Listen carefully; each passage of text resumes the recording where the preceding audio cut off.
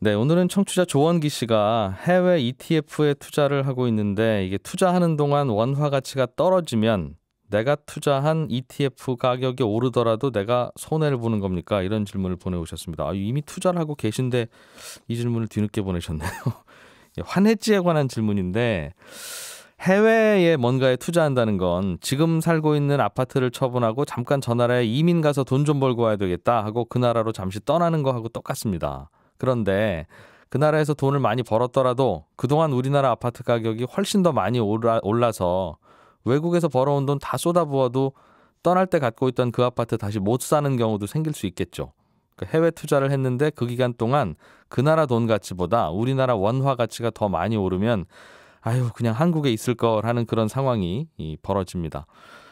백화점에서 그 내려가는 에스컬레이터 타고 자꾸 거꾸로 뛰어 올라가면 이게 아무리 열심히 뛰어 올라가도 늘 제자리죠. 이거하고 똑같습니다. 해외에 투자하는 동안에 그 나라 돈 가치가 떨어지면 이제 내려오는 에스컬레이터 위에서 자꾸 올라가는 거하고 같아서 해외 투자를 아무리 잘해도 헛일이 되는 경우가 있습니다. 일본 주식 ETF 사시는 분들이 자주 그런데 일본 주식은 많이 올라서 일본 돈으로는 수익이 많이 났지만 그분들은 일본 돈을 다시 우리나라 돈으로 바꿔야 되는데 일본 돈 엔화 가치가 이제 떨어지는 경우가 많죠. 요즘에는 좀 올라가기도 합니다만 그러다 보면 다시 원화로 환산하고 나면 얼마 못 번게 되는 그런 계산이 나오는 경우가 있습니다. 또 반대로 조원기 씨가 질문하신 것처럼 해외 ETF에 투자하는 동안 우리나라 돈 가치가 떨어지면 투자자는 아주 좋은 겁니다. 잠시 피신해 있는 사이에 사고가 터진 셈이니까요. 그래서 이 투자하는 동안 환율이라는 에스컬레이터가 어떻게 움직이느냐 이게 중요한데 에스컬레이터 이게 어떻게 되는지는 아무도 모르잖아요. 환율을 누가 예측하겠습니까?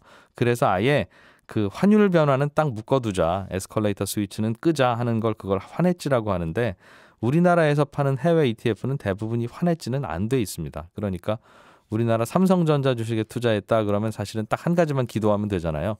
저 회사 주가가 좀 올라가게 해달라고. 그런데 내가 예를 들어서 브라질 주식 ETF에 투자했다 그러면 두 가지를 기도해야 됩니다. 브라질 주식시장 많이 올라가게 해주세요라는 기도도 해야 되고 제가 투자하는 동안 브라질 돈 가치가 한국 돈 원화 가치보다 덜 떨어지게 기왕이면 더 올라가게 해주세요. 이 두 가지를 한꺼번에 기도를 해야 되는 건데 둘 중에 하나만 들어주시면 안 되는 거죠. 예. 그래서 해외 자산에 투자할 때는 이 환율 해지하는 부분 또 환율을 어떻게 움직일지 예상해야 되는 부분이 있습니다. 친절한 경제였습니다. 알아야 될 것들 많이 안내를 해주고 눈높이에 딱 맞는 만인의 경제 과외 선생님